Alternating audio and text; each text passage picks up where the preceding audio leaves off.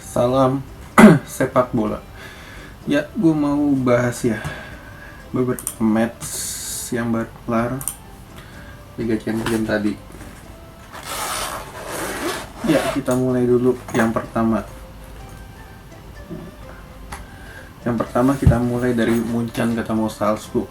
Ya, sebenarnya ini kan kalau di atas kertas Munchen ini udah 100% lolos lah lawan Red Bull KB2, KB3 ini sebenarnya harusnya nggak ada masalah. Ya, hasilnya juga kelihatan kan.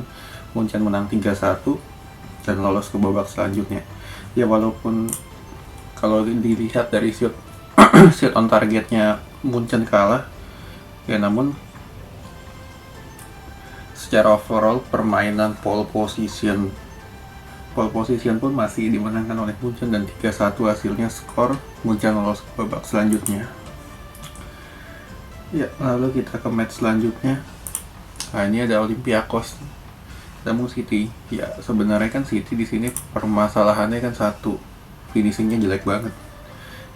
Mereka perlu space untuk bisa cetak gol, dan di sini terlihat sekali bagaimana Olympiakos ini mainnya benar-benar pure banget. Mereka menjaga areanya masing-masing ya. Jadi City ini nggak diberikan space yang puas untuk bisa cetak gol ataupun create peluang, dan di sini terlihat juga bagaimana dari trio penyerang Sterling, Jesus, lalu Bernardo Silva ini benar-benar kesulitan untuk bisa tembus pertahanan dari Olympiakos. Ya, terbukti juga, kita lihat juga dari skor juga cuma bisa cetak 1-0, dan kerjasama apik dari Sterling, Cancelo dengan Foden yang bisa cetak gol, dan itu merupakan salah satu keuntungan juga bagi City.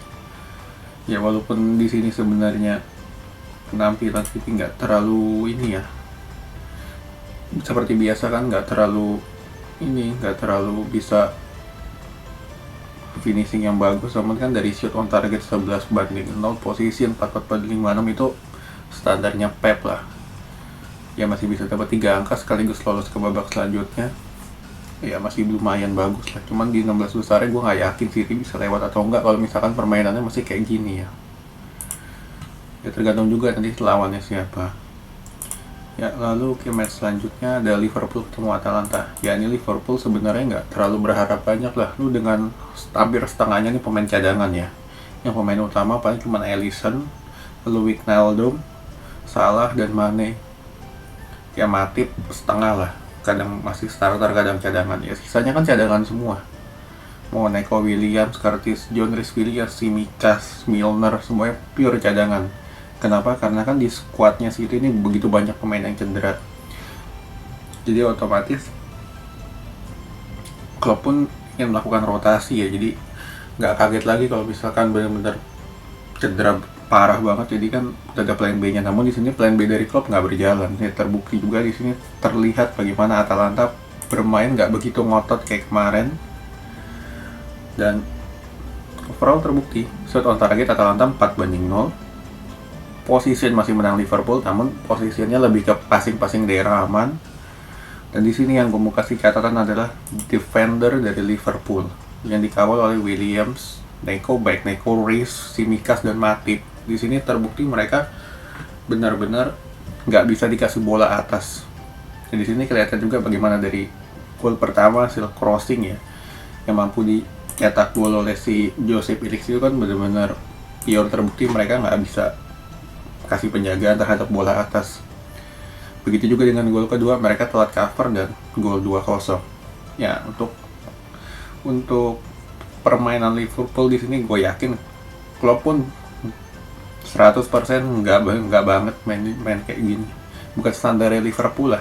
Lo nggak bisa cetak clean shot on target satupun ketika lo melawan Atalanta, dan sini terbukti juga bagaimana kualitas tim ini perlu kedalaman yang bagus. Nah, ini yang tidak dimiliki oleh Liverpool. Ya, cuma di sini serunya apa? Karena kan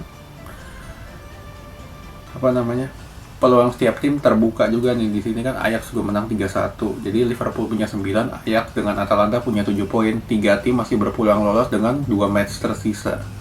Ya, sebenarnya peluang Liverpool agak lebih gede ya, karena kan dia belum ketemu Midtjylland. Ya cuman kalau misalkan Liverpool masih main kayak gini lagi ya gue gak yakin juga menang lawan Ajax tuh nanti selanjutnya. Ya lalu kita ke match terakhir. Nah di sini say goodbye to Antonio Conte Inter Milan. Dengan match ini Inter Milan kalah 2-0 dan dipastikan tersingkir kembali 2 musim berturut-turut dari ajang Liga Champions di babak penyisihan grup. Ya di sini juga terlihat bagaimana penampilan Madrid ya, lini tengahnya yang digawangi oleh siapa nih namanya, Kroos, Odegaard dengan Modric ini begitu atraktif, begitu fluid banget. Begitu juga ditambah dengan Hazard di lini depan yang berperan sebagai setengah playmaker ini membuat aliran bola ini lancar. Jadi nggak cuma mengandalkan dari trio gelandangnya doang, namun ada juga Hazard yang ikut membantu, seperti misalkan melakukan delay bola, shooting pun dia bagus, lalu crossing pun dia oke. Ya, Madrid pun sangat 100% layak menang di sini. Ya, cuman permasalahannya di Inter. Ya kan, Conte udah gue bilang, permasalahan Conte ini terlalu terpaku dengan sistem 3 back. Dia nggak bisa adaptif dengan 4 back. Di sini juga terlihat banget bagaimana ya gue mau soroti penalti pertama dulu deh, Barella kasih penalti bener-bener. Nacho melakukan penetrasi dan Barella penalti yang nggak perlu ada dikaitkan kakinya dengan Nacho dan penalti. Itu jelas banget lah penalti. Coba yang di sini yang lucunya Vidal adalah ketika dia merengek-rengek minta penalti. Itu kan juga sudah terlihat bagaimana dia tidak jatuh akibat bersentuhan, namun jatuh akibat dia bersentuhan dengan bola, bukan dengan pemain lain. Jadi otomatis wasit awalnya juga udah bagus kasih cuman kartu kuning, namun karena Vidal gak terima Vidal gak terima dan ngotot minta penalti dan dikasih kartu merah.